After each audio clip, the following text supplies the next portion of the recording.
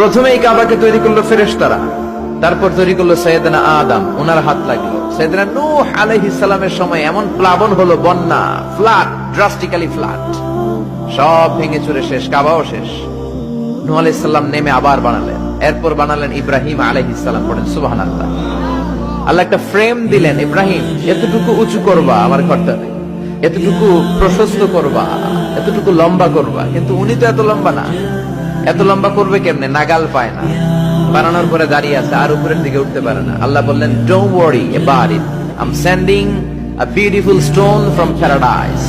আমি জান্নাত থেকে একটা স্পেশাল পাথর পাঠিয়ে দিচ্ছি ইব্রাহিম, ওইটার উপরে দাঁড়াও, উপরে উঠতে মন চাইলে উঠে যাবে, নিচে নামতে মন চাইলে নেমে যাবে। মাকাম ইব্রাহিম, জান্নাত থেকে আসা ওই পাথর কাবা ঘরের পাশে আজও আছে না নাই? উনি দাঁড়ালেন, উপরে ওঠা দরকার উঠে যেত অটোমেটিক, নিচে নামা দরকার নেমে যেত।